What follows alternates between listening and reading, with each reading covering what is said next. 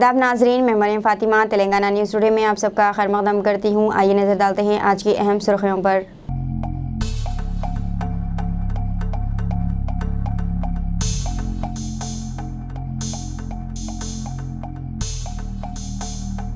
राव के हाथों शनाइडर electric smart factory का इफ्तिताह, 3000 से ज़ायद बेरोजगारों के लिए रोजगार के मौक़े।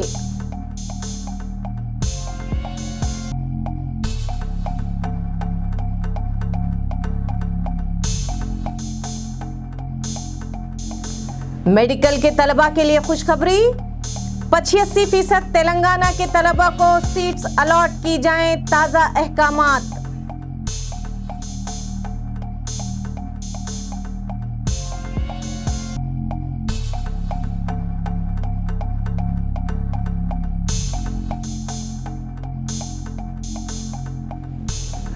दो 2023 इंतखाबात के लिए बीजेपी का तेलंगाना मिशन जोरों पर, फैसला कुन कामयाबी के लिए मुनज़्ज़म हिकमत अमली।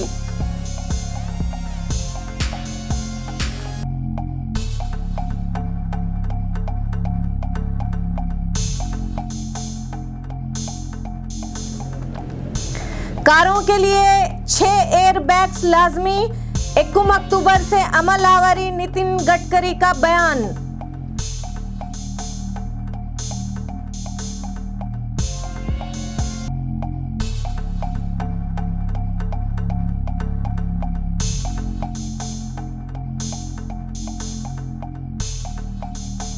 पुराने शहर में अनोखा वाकया, रात देर गए नौजवान की वजीर दाखिला महमूद अली से बहस।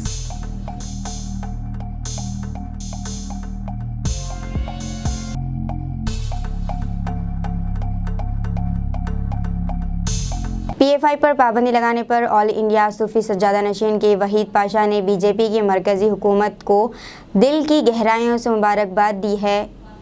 ऑल इंडिया सूफी सज्जादा नशीन की जानिब से सैयद अब्दुल क़ादिर अल क़ादरी वहीद पाशा ने हुकूमत और मुल्की जांच एजेंसियों का दिल की गहराई से PFI पर पाबंदी लगाने पर मुबारकबाद पेश की और कहा कि फ़िरक़ा परस्त ताकतों को रोका और इस पर पाबंदी आयद की। इन्होंने कहा कि ऑल इंडिया सूफी सज्जादा नशीन की जानिब से हुकूमत को बार बार इन पर पाबंदी आयद करने के लिए याददाश्त पेश की जा रही थी। इन्होंने कहा कि मुल्क के अमन आमान के लिए ख़तरा बन गए थे और अवाम में फ़िरक़ा परस्ती और दहशत गर्दगी को उरूज दे रहे थे। इन्होंने कहा कि हुकूमत इस पर पाबंदी आयद करने के ये बता दी कि वो अवामी और इंसानी दोस्त हैं और कहा कि मुस्तक़बिल में भी अगर कोई ऐसी तंजीम उभरेगी तो हुकूमत इस पर भी सख्त कार्रवाई करेगी। ऑल इंडिया सूफी सज्जादा नशीन काउंसिल की जानिब से दिल की गहराइयों से हुकूमत हिंद को बेहद मुबारकबाद पेश करता हूँ और उन तमाम एजेंसीज को जिन्होंने ये कोशिश की है कि फ़िरक़ा परस्त ताकतों को रोकने की और उन पर बैन लगाया है। तो हम ऑल इंडिया सूफी सज्जादा नशीन काउंसिल इस मसले पर बार बार हुकूमत को याददाश्त पेश कर रहे थे कि ऐसे फ़िरक़ा परस्त लोग जो मुल्क में अमन व अमान के लिए ख़तरा बन चुके थे, जो आवाम में दहशत गर्दी और फ़िरक़ा परस्ती को उरूज दे रहे थे, ऐसे फ़िरक़ा परस्त तंजीम को PFI जैसे तंजीम को बैन किया जाए। और आज अल्हम्दुलिल्लाह PFI जैसे तंजीमों पर बैन लगाकर हुकूमत ये बता चुकी है कि वो आवामी दोस्त है, इंसानी दोस्त है। तो मैं उन तमाम एजेंसीज को, उन तमाम लोगों को फिर दिल की गहराइयों से मुबारकबाद पेश करता हूँ कि वो इन फ़िरक़ा परस्त और दहशतगर्द तंजीमों पर रोक लगाए हैं और मुस्तक़बिल में अगर ऐसे कोई तंजीमें पनपेंगे तो हमें उम्मीद है कि हुकूमत सख्त कार्रवाई करेगी और इनके ऊपर गहरी नजर रखेगी। फिर एक बार दिल की गहराइयों से मुबारकबाद पेश कर। मुल्क के मुख्तलिफ इलाकों में बम धमाके करने वाली RSS के शाखाएं और RSS पर पाबंदी क्यों नहीं? तेलंगाना बहुजन समाज के सदर डॉक्टर RS प्रवीण का बीजेपी की मरकजी हुकूमत से सवाल।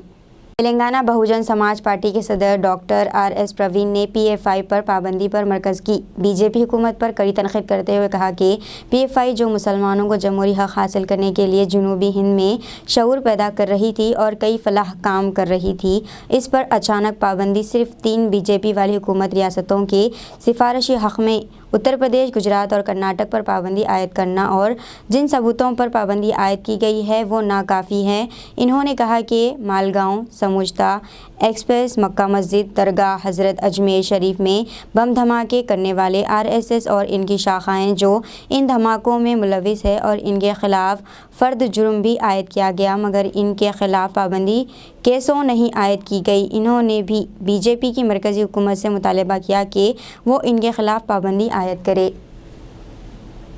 मैं आज खबर मिली है कि भारत सरकार ने पॉपुलर फ्रंट ऑफ इंडिया यानी कि PFI, जो भारत में मुस्लिम समाज, खास करके दक्षिण भारत में मुस्लिम समाज के अंदर कॉन्स्टिट्यूशनल वैल्यूज़ यानी कि संविधान के जो हक, संविधान के बारे में जो अवेयरनेस ला रही थी और बहुत सारे वेलफेयर एक्टिविटीज़ कर रही थी साउथ इंडियन स्टेट्स में, काफ़ी खास करके मुस्लिम समाज में, तो वो ऑर्गेनाइजेशन को आज बैन किया गया है। ये बहुत खंडनीय है, ये नहीं होना चाहिए था। और जिस सबूत के ऊपर भारत सरकार ने ये फैसला लिया है, वो सबूत के ऊपर हमको, न केवल मेरे को, बहुत सारे लोगों को शक है। और सिर्फ 3 राज्यों का रिकमेंडेशन पे, एक उत्तर प्रदेश, दूसरा गुजरात और तीसरा कर्नाटका, सिर्फ 28 राज्य है अपने पास, 3 राज्यों के रिकमेंडेशन के ऊपर ये ऑर्गेनाइजेशन को बैन किया है। ये भी बहुत खंडनीय है। तो मैं ये सवाल भारत सरकार को पूछता हूँ, जो समझौता एक्सप्रेस में ब्लास्ट हुई और मालेगांव के ब्लास्ट हुई, मक्का मस्जिद के ब्लास्ट हुई, अजमेर के दरगाह में ब्लास्ट हुई और कई शहरों में दंगा फसाद हुई, जिस ऑर्गेनाइजेशन जो RSS है, उसका एफिलिएट्स है, उसके बारे में क्यों बयान नहीं हो रही है? उसके खिलाफ भी सबूत बहुत ज़्यादा है और कई तफ्तीशों में उसका इस्टेब्लिश हो गया कि ये एफिलिएटेड ऑर्गेनाइजेशन, RSS का एफिलिएटेड ऑर्गेनाइजेशंस इसमें पार्टिसिपेट किया है। इसीलिए मैं भारत सरकार को ये भी डिमांड करता हूँ कि अगर आप पॉपुलर फ्रंट ऑफ इंडिया को जब बैन करते, RSS को भी बैन करना चाहिए। यही हमारा डिमांड है। तो आप सभी को धन्यवाद। राहुल गांधी की भारत जोड़ो यात्रा जब तमिलनाडु के गुडलूर पहुंची तो अवाम का अज़दाम उमड़ पड़ा। भारत जोड़ो यात्रा तमिलनाडु के गुडलूर तक पहुंच गई है। कांग्रेस के कायदीन जब यहां पहुंचे तो हज़ारों की तादाद में अवाम ने इनका इस्तकबाल किया और हर कोई राहुल गांधी से हाथ मिलाने का ख्वाहिशमंद था। पुलिस को काफ़ी मशक्क़त करनी पड़ी।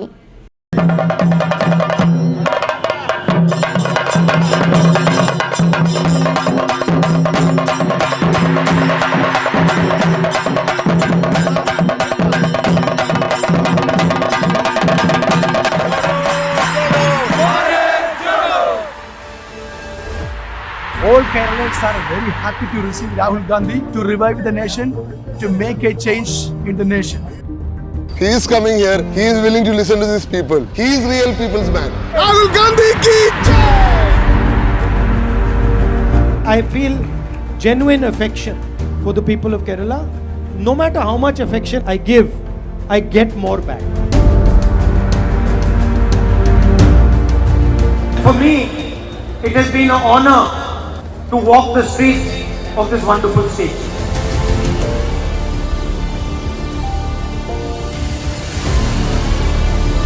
A divided and hate-filled Kerala or a divided and hate-filled India is not in our interest.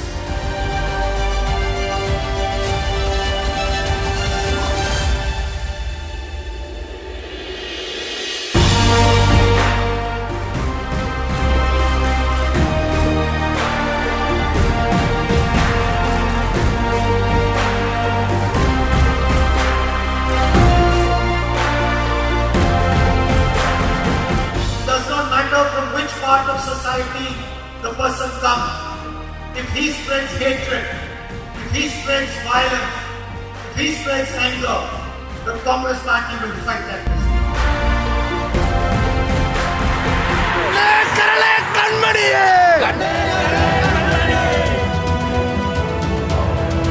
I'd like to end by thanking all of you for walking with us, for giving us your love, your affection and your support.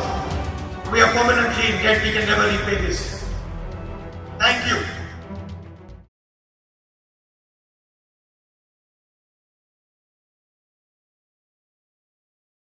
Telangana में मुआशी तरक्की के लिए वज़ीर KTR ने शाइडर electric smart factory का इफ्तिताह अंजाम दिया। फ्रांसी एनर्जी मैनेजमेंट और ऑटोमेशन प्लेयर ने शाइडर इलेक्ट्रिक कंपनी रियासत तेलंगाना में कायम की।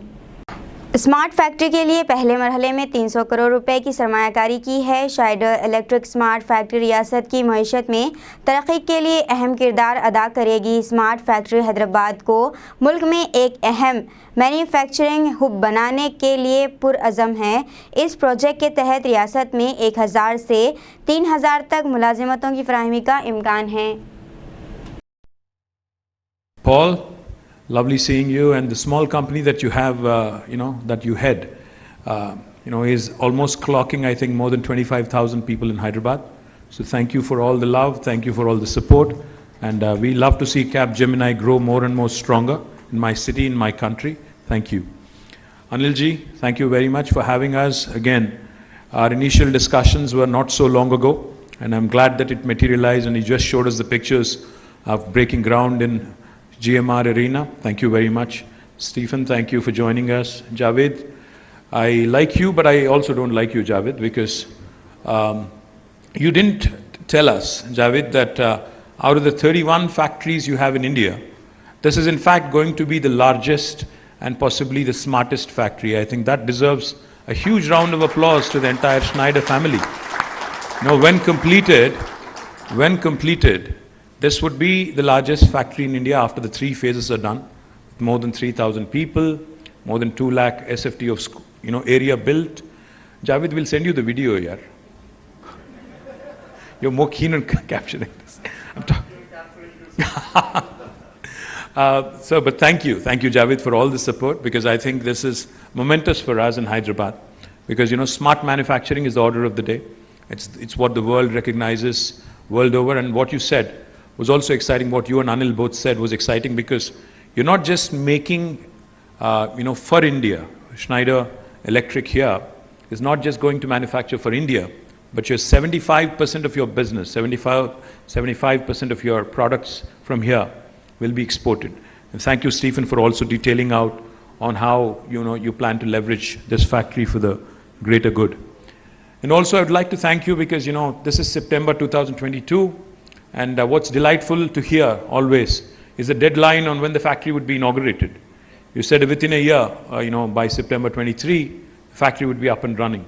And I'm very, very confident that with the kind of professionalism that has been shown by Schneider, I think sky's the limit.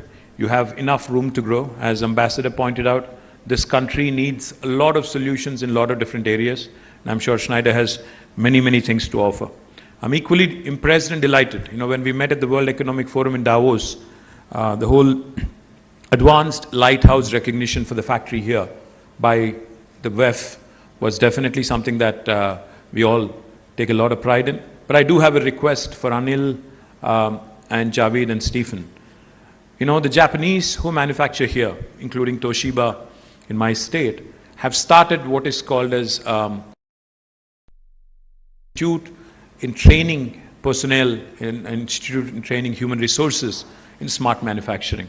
What I would like Schneider to do is possibly collaborate with the local government and start training future employees and start imbibing the best practices from across the world in smart manufacturing, because it's you and for us to ensure that we have a constant pool of talented, think force who can actually help Schneider grow, who can help the state grow.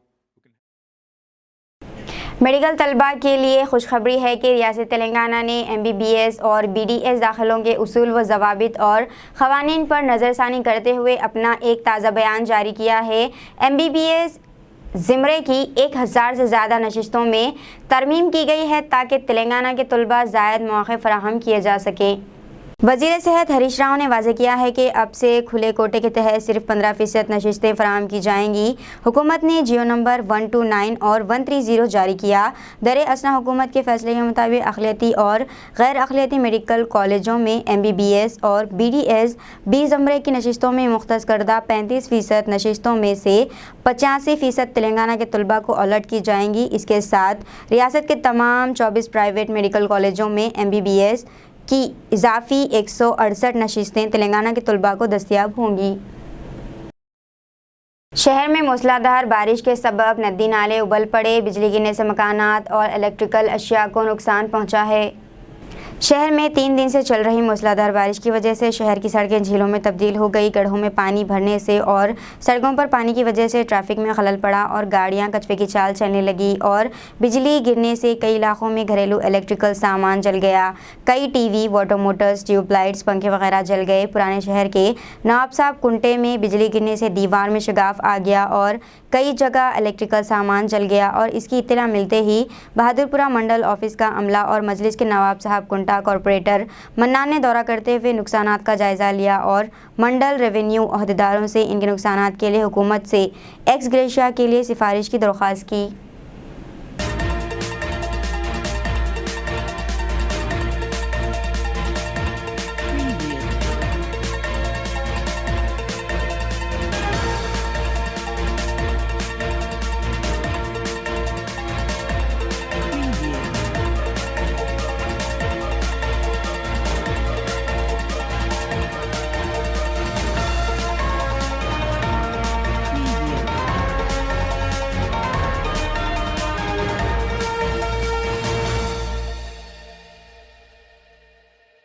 मरकजी हुकूमत ने मुसाफिर कारों में 6 air bags को लाजमी करार देने की तजवीज़ पर अमल दरामद को 1 अक्टूबर 2023 आखिरी तारीख लाजमी कर दी है। रोड ट्रांसपोर्ट और हाईवे के वजीर नितिन गडकरी ने कहा है कि हुकूमत ने पहले 1 अक्टूबर 2022 से मुसाफिरों की हिफाजत को बेहतर बनाने के लिए 8 सीटों वाली गाड़ियों में 6 एयर बैग्स को लाजमी बनाने का मंसूबा बनाया था। बीजेपी ने 2023 इंतखाबात के लिए तेलंगाना पर तवज्जो मरकूज कर दी है। बीजेपी कामशन तेलंगाना 2023 के एक्शन प्लान को नाफिज करने के लिए तेजी से आगे बढ़ रहा है। वज़ीर-ए-आज़म मोदी, मरकजी वज़ीर दाखिला अमित शाह और पार्टी के कौमी सदर JP नड्डा अगले तेलंगाना असम्बली इंतखाबात में फैसला कुन कामयाबी के लिए मुनज़्ज़म हुकूमत अमली के साथ आगे बढ़ रहे हैं। कामयाबी के लिए अख्तियार की जाने वाली हिकमत अमलियों पर अमल आवरी की जिम्मेदारी रियासत के पार्लिमानी हलकों की तरफ से मरकजी वज़रा और दीगर अहम कायदीन को सौंपी गई है, जो वक्तन फ़वक्तन सर्वे टीमों के साथ रिपोर्टें लाते हैं। मेरचल में सड़क हादसे के दौरान एक खातून की मौत वाक़ई हो गई है।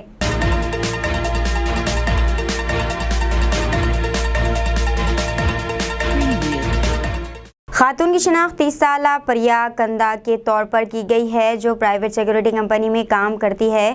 बताया जाता है कि खातून एक्टिवा पर जा रही थी कि विवेकानंद मुजस्सिमे के करीब एक लारी ने इसकी गाड़ी को टक्कर मार दी, जिसकी वजह से जाए वक़ू पर ही इसकी मौत वाक़ई हो गई।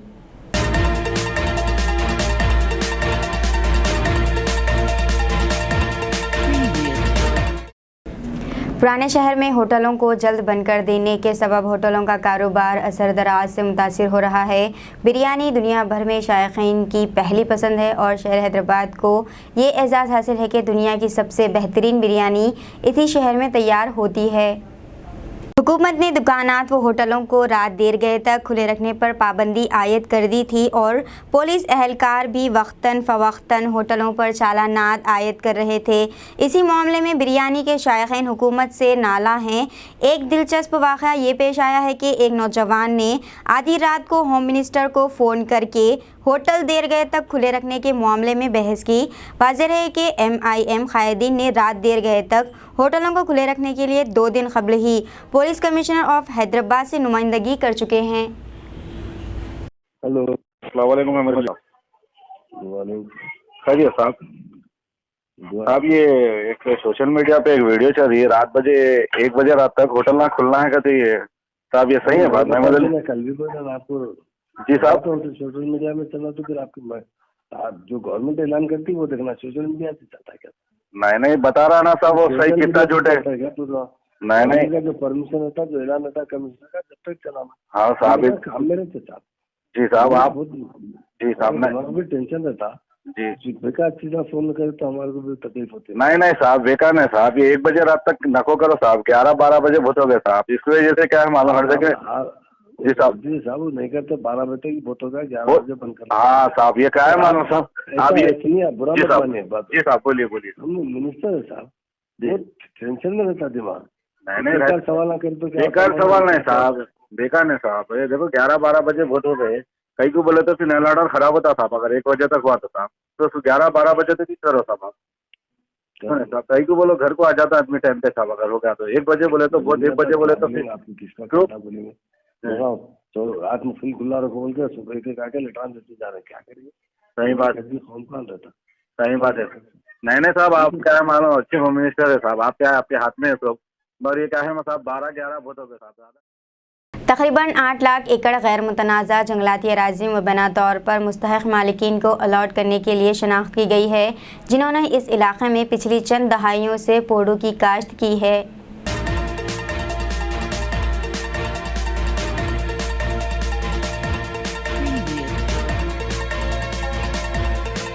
इसके लिए रियासती हुकूमत की तरफ से हाल ही में तश्कील दी गई डिस्ट्रिक्ट कोऑर्डिनेशन कमेटियाँ क़बाइलियों और गैर क़बाइलियों की तरफ से जमा कराई गई 5 लाख से ज़्यादा दरख्वास्तों की जांच करेंगी।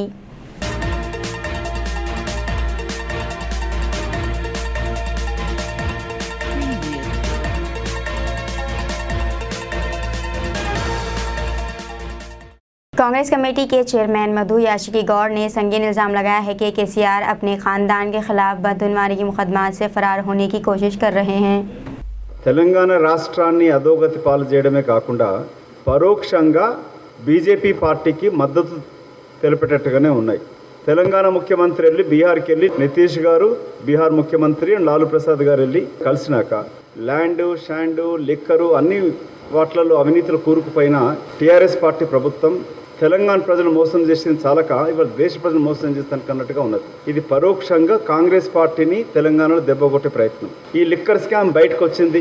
మొన్న కూతురు తర్వాత 1000 కోట్లు కాజేస్తున్న చెట్ల సంతోష్ కుమార్ ఎంపీ గారి పేరు కూడా వచ్చింది. బీజేపీతో అవగాహన కుదుర్చుకొని మునుగోడు ఉప ఎన్నికలు వస్తున్న తరుణంలో కూడా అక్కడ అభ్యర్థిని ప్రకటించకపోవడంతో పరోక్షంగా బీజేపీకి మద్దతు చేసినట్టుగానే టీఆర్ఎస్ బీజేపీ కలిసి పనిచేస్తున్నట్టుగా పూర్తి సమాచారం ఉన్నది. మాకు గిరిజన సోదరులకి ఉద్యోగాలు మాత్రం ఇవ్వలే కానీ మన వారం రోజుల్లో 10% రిజర్వేషన్స్ మాట్లాడాడు. తెలంగాణ ప్రజలని మోసం చేసిన కల్వకుంట్ల చంద్రశేఖరరావు శరద్ పవార్ గారు చెప్పారు, మేము ఆయనతో ఒకసారి కలిసినప్పుడు, ఏ రాజకీయ నాయకుడు అసలు లీస్ట్ నమ్మదగిన వ్యక్తి ఎవరైనా ఉన్నాడు అంటే అది మీ రాష్ట్ర ముఖ్యమంత్రి అని చెప్పడం జరిగింది. ఇతను జాతీయ పార్టీ పెట్టినా ఒరిగేదేం లేదు. కాంగ్రెస్ ఆధీనంలో వచ్చినప్పుడు రాష్ట్రం వచ్చి హైదరాబాద్ రాష్ట్రం నాకు బహుళార్థ సార్థక ప్రాజెక్టులు వచ్చినాయి.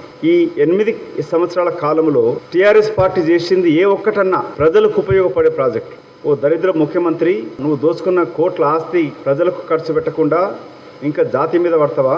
చంద్రశేఖరరావు కానీ, మమతా బెనర్జీ కానీ, కేజ్రీవాల్ చేసే ప్రయత్నాలన్నీ కూడా మైనస్ కాంగ్రెస్ అనేది ఇట్స్ ఏ ఇంప్రాక్టికల్. ప్రతిపక్షాల ఐక్యత కూటమి అనేది కాంగ్రెస్ లేకుండా జరగదు. పాన్ ఇండియా పార్టీ బీజేపీ తర్వాత ఏదైనా ఉందనంటే అది కాంగ్రెస్ పార్టీయే. ఇతను నిజంగా ప్రతిపక్ష పార్టీల కూటమి చేసేదానికి అది తెలంగాణ రాష్ట్ర పార్టీ యొక్క పునాదులకే వ్యతిరేకం. జాగిచ్చినందుకు కొండలక్ష్మణ్ బాపూజీ యొక్క ఇల్లు కూలగొట్టడం జరిగింది. 8 సంవత్సరాలు పట్టేదా ఈ దుర్మార్గుడికి? పార్టీ పుట్టిన దానికి జాగిచ్చింది కొండలక్ష్మణ్ బాపూజీ. ఇవాళ 8 ఏళ్ల తర్వాత నువ్వు విగ్రహం పెడుతున్నాను మాట్లాడితే జలదృశ్యంలో అది రేపు వచ్చే डायरेक्टर डॉक्टर सेहत आमा श्रीनिवास राव ने इंतबाह दिया है कि अगर दही और शहरी इलाकों में रजिस्टर्स मेडिकल प्रैक्टिशनर्स गलत सलूक करते हैं तो फौजदारी मुकदमा दर्ज किए जाएंगे।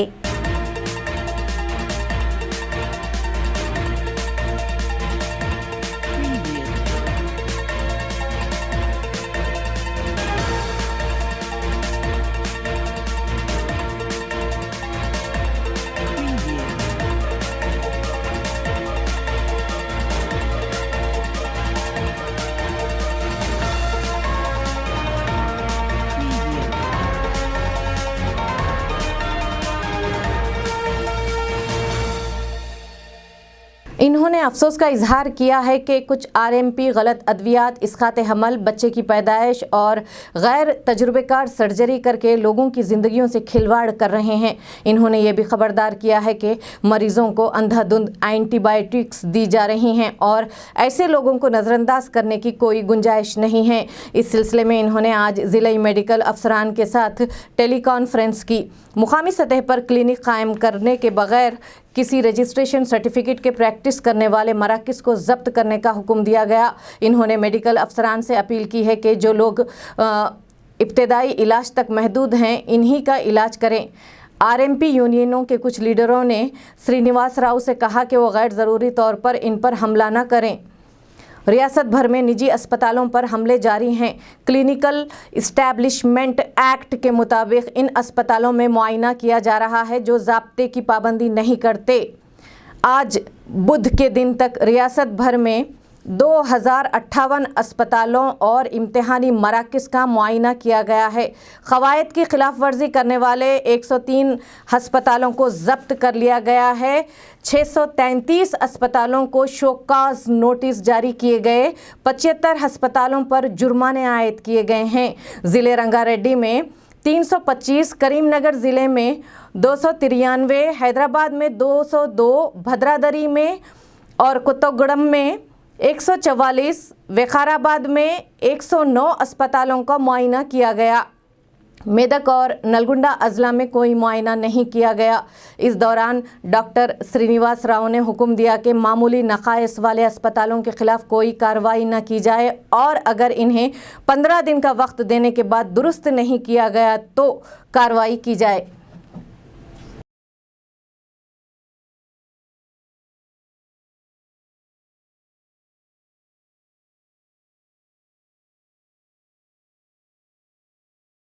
कोविड के बाद शहर में आमद और रफ्त की तादाद में ज़बरदस्त इजाफा देखा जा रहा है। हैदराबाद पुलिस सड़कों पर ट्रैफिक निज़ाम को बहाल करने के लिए ट्रैफिक एक्शन प्लान नाफिज कर रही है। हैदराबाद पुलिस कमिश्नर सीवी आनंद ने आज कहा है कि ट्रैफिक पुलिस आने वाले दिनों में ट्रैफिक नज़्म व ज़ब्त के लिए मुख्तलिफ इक़दाम करेगी। पुलिस के आला अफसरान इस मसले से निपटने में मदद के लिए ट्रैफिक विंग को रसद और आदमी भी फराहम कर रहे हैं। जो हॉकर्स हैं उनका भी बहुत मुश्किलात थे और इसीलिए तो एनफोर्समेंट भी कम हो गया था। पर अभी ऐसा वक्त आ गया है कि अगर ट्रैफिक पुलिस एक्ट नहीं करेगा तो आगे चल के ट्रैफिक फ़्लो बहुत मुश्किल हो जाएगा। तो इसीलिए आवाम सबसे मैं गुजारिश करता हूँ कि आप जो ट्रैफिक पुलिस वाले आगे चल के थोड़े कार्रवाई करने वाले हैं, सख्ती से भी कार्रवाई करेंगे तो उससे आप उनका साथ दें और उसको समझ लें। तो पहली बात यह है कि जो कैरेजवे है, जो रोड है जाने वाले जो व्हीकल्स के लिए, उस पर हम देख रहे हैं कि बहुत ज़्यादा ऑब्स्ट्रक्शंस आ गए हैं। जो दुकानदार हैं वो फुटपाथ ही नहीं, फुटपाथ के आगे जो रोड है उस पर भी अपना सामान लगा कर बेच रहे हैं। और जो हॉकर्स हैं या ये पुशकार्ट वाले हैं वो भी जहाँ मर्जी आए वहाँ उसको अपने ये पुशकार्ट्स को लगाकर अपना सामान बेच रहे हैं। तो इसकी वजह से पूरा बहुत ट्रैफिक को उसको मुश्किल हो रही है और ट्रैफिक फ़्लो में बहुत दिक्कत आ रही है। तो उनको हम एक वाइट लाइंस डाल के उनको हम दूर करेंगे, थोड़ा उस पर कंट्रोल लेकर आएंगे। तो इसमें थोड़ा दिक्कत होगी पर आप सबको समझना चाहिए कि ये हम सब के लिए है। यही नहीं, एस्टैब्लिशमेंट्स के आगे जो पार्किंग आजकल 4 व्हीलर्स 2 व्हीलर्स हम देखते हैं, उसकी वजह से काफ़ी मुश्किलात पैदा हो रहे हैं और हम उस पर बहुत सख्ती से कार्रवाई करेंगे। हमारे क्रेन्स टोइंग करेंगे, व्हील क्लैम्प्स यूज़ करेंगे और जो भी बात नहीं सुन रहे हैं पर उन पर रेगुलर केसेस भी हम लगाने वाले हैं। तो जो भी एस्टैब्लिशमेंट दुकानदार हैं, जो बड़े बड़े शॉप्स लगाए हैं, उनको उनकी ज़िम्मेदारी है कि वो अपने दुकानों के आगे पार्किंग की फैसिलिटी वो दें। जो उनके पास आते हैं ख़रीदने के लिए उनको कहाँ पार्क करना है उनको उनकी ज़िम्मेदारी है बताने के लिए। इसके अलावा बस आरटीसी बसेस जो रोड पर रोकते हैं पैसेंजर्स को लेने के लिए, उनको हम बस स्पेस में जाने के लिए हम एजुकेशन करेंगे, एनफोर्समेंट करेंगे, उनके साथ मीटिंग्स करेंगे। ऑटो वालों से गुजारिश करता हूँ कि ऑटो चलाने वाले आप मर्ज़ी जहाँ मर्ज़ी हैं वहाँ पर अपना ऑटो रोककर बिज़नेस करने की कोशिश मत करें, क्योंकि आपको ऑटो स्टैंड्स दिखाए जाएंगे, आप वहीं रोकें। और ऐसा भी सोच लें कि आप कहीं भी रोकने से ट्रैफिक को दिक्कत होगी, ट्रैफिक फ़्लो में दिक्कत आएगी। तो ऑटो वालों से भी हम मीटिंग्स करेंगे और एनफोर्समेंट जारी रखेंगे। यही नहीं, और पार्किंग के जो रूल्स हैं म्युनिसिपल एडमिनिस्ट्रेशन के, जो 40% या 30% बिल्टअप एरिया जो उनको बनाना है, तो जो बार्स पब्स ये जो नए नए शुरू हुए हैं उस पर भी हम अब से हमारा इंस्पेक्शन जो है शुरू करेंगे। हाई कोर्ट का भी ऑर्डर आ गया है कि हम क्यों नहीं कर रहे हैं, हम वो ज़रूर शुरू करेंगे और उनको हम इन्वॉल्व करेंगे और उनसे बताएंगे कि आपको ये फैसिलिटी जो है आपको देना है। यही नहीं, इंजीनियरिंग के तौर पर जो second year of traffic management है इंजीनियरिंग, उसके दौरान हम ट्रैफिक फ़्लो बढ़ाने के लिए अच्छे काम करने के लिए रेडी हो रहे हैं और फ्री लेफ़्ट जो है जहाँ भी हो सकता है, जो जंक्शंस बड़े हैं वहाँ पर फ्री लेफ़्ट कोन्स लगा के फ्री लेफ़्ट का करेंगे। स्टॉप लाइन का जो है, जो डिसिप्लिन आना चाहिए पब्लिक में, वो हम लेकर आने के लिए बहुत कोशिश करेंगे, क्योंकि स्टॉप लाइन पे जब रोकेंगे तो दूसरे जो पेडेस्ट्रियंस है वो ज़ीब्रा लाइन यूज़ करके क्रॉस कर सकते हैं। यही नहीं, दूसरे जो वायलेशंस हैं वो भी हम एनफोर्स करेंगे, जैसा रॉन्ग साइड ड्राइविंग हो, ट्रिपल राइडिंग हो, और वन वेज अगर कहीं हो सकता है वन वेज लेकर आएंगे, स्टडी करेंगे, प्रोएक्टिव रहेंगे और जहाँ भी ट्रैफिक का फ़्लो हम इम्प्रूव कर सकते हैं उसको हम कोशिश करेंगे। यही नहीं, एजुकेशन भी ट्रैफिक के रूल्स के बारे में पब्लिक में एजुकेशन अवेयरनेस लेकर आने के लिए हम कई प्रोग्राम्स हम सोचे हैं। उसके बारे में हम आगे चल के हमारे ट्रैफिक ट्रेनिंग इंस्टीट्यूट हो या पब्लिक में जाकर ऑटो वालों के साथ, बस ड्राइवर्स के साथ और जो एस्टैब्लिशमेंट्स हैं उनके साथ मीटिंग्स करके उनको हम अवेयरनेस लेकर आएंगे उनमें कि आपको क्या क्या करना है। और सोशल मीडिया जो है, आजकल बहुत लोग सोशल मीडिया पे हैं, तो हमारे अवेयरनेस फिल्म्स जो है सोशल मीडिया पे चलाएंगे और हमारे अवेयरनेस ड्राइव्स जो वायलेशंस हैं उससे क्या क्या दिक्कत हो सकती है और उसको क्या क्या डेंजर है उसके द्वारा आपको, तो उसके बारे में हम सोशल मीडिया को यूज़ करके हम आगे ले जाएंगे। तो ये आवाम से गुजारिश है कि आगे चल के हैदराबाद ट्रैफिक पुलिस का वो साथ दें और आने वाले दिनों में हम सब मिलकर ये शहर का ट्रैफिक फ़्लो है जो है वो साफ़ी से हो, अच्छे से हो और किसी को दिक्कत ना हो।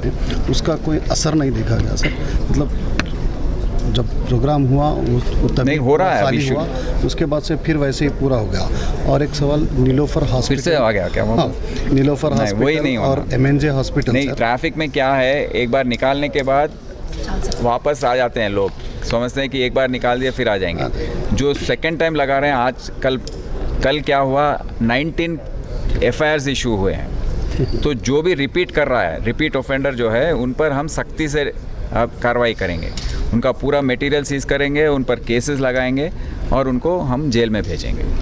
सर, नीलोफर हॉस्पिटल और MNJ हॉस्पिटल, ये दो बड़े हॉस्पिटल्स के पास में भी ट्रैफिक का बहुत ज़्यादा प्रॉब्लम है। नहीं, हर जगह है। नहीं, मैं वहाँ के जो होटल्स हैं, नहीं, मैं आपको बिल्कुल भी आपसे यही कह रहा हूँ कि सब लोग में थोड़ा इंडिसिप्लिन आ गया है और जहाँ मर्जी है वहाँ व्हीकल्स को पार्किंग करने का वो सहूलत दे रहे हैं। ऐसा नहीं होता।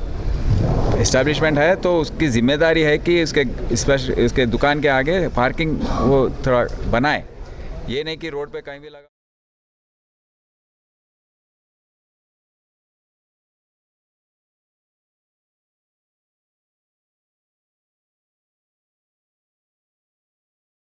साइबर क्राइम में दिन ब दिन इजाफा होता जा रहा है। नेशनल क्राइम रिकॉर्ड ब्यूरो ने इंकशाफ किया है कि सिर्फ 2021 में कोरोना के वक्त में साइबर क्राइम के 3.8 लाख मामले दर्ज किए गए हैं। तहक़ीक़ाती महकमे ने इंकशाफ किया है कि साइबर माफिया तेलंगाना, महाराष्ट्र, कर्नाटक, राजस्थान, बिहार और उत्तर प्रदेश जैसी रियासतों में ज़्यादा सरगर्म है। 2021 में दिल्ली पुलिस ने 70 लोगों के एक गिरोह को गिरफ्तार किया जो इस तरह की धमकियां दे रहे थे। दूसरी तरफ साइबराबाद और हैदराबाद के साइबर क्राइम पुलिस स्टेशनों में इसी तरह के मामला सामने आ रहे हैं। साइबर माफिया ख़ासतौर पर नौजवान को निशाना बना रहे हैं। फेसबुक, व्हाट्सएप, इंस्टाग्राम, टेलीग्राम और दीगर सोशल नेटवर्क्स और सोशल मीडिया प्लेटफॉर्म्स को फहश वीडियोज़ और अराया वीडियो कॉल्स के जरिए धोखाधड़ी और पैसे बटोरने के लिए इस्तेमाल किया जाता है। मुल्क में ऐसे केसेस की तादाद हर साल 3 लाख से तजावुज़ कर रही है, जिससे अंदाज़ा हो सकता है कि साइबर मुजरिमों के खिलाफ क्या कार्रवाई की जा रही है। मरकजी हुकूमत ने छोटी बचत खातादारों के लिए ऐलान किया है कि छोटी बचत स्कीमों की शरह सूद में अक्टूबर और दिसंबर के दरमियान 10 से 30 पॉइंट्स का इजाफा किया जाएगा। रियासती हुकूमत राजस्व फ्लैट्स की तकसीम अमल में ला रही है। ऐसे अफराद जो पहले ही दरख्वास्त दे चुके हैं इस्तेफादा कर सकते हैं। तफसीलात के मुताबिक तेलंगाना हुकूमत क़रार अंदाज़ी के ज़रिए दरख्वास्त दहिंदगान जो पहले ही 1000 रुपये दरख्वास्त की फ़ीस अदा करने के दरख्वास्त दे चुके हैं को बंडलागुड़ा और पोचारम टाउनशिप्स में बीच जाने वाले राजस्व फ्लैट्स की पेशकश कर रही है और टोकन एडवांस अदा करने के लिए तैयार है। इस साल जो में Hyderabad metropolitan development authority HMDA ने 2 टाउनशिप में फ़्लैट्स के अलॉटमेंट के लिए क़रार अंदाज़ी की थी। क़रार अंदाज़ी के ज़रिए अलॉटमेंट किए जाने वाले तकरीबन 3900 फ़्लैट्स के लिए 39,000 से ज़्यादा दरख्वास्तें मौसूल हुई है। तहम बंडलागुड़ा में 1219 फ़्लैट्स और पोचारम में 981 फ़्लैट बिछ गए क्योंकि दरख्वास्त दहिंदगान अलॉटमेंट लेटर जारी करने के बाद मखसूस वक्त के अंदर टोकन रकम अदा करने में नाकाम रहे।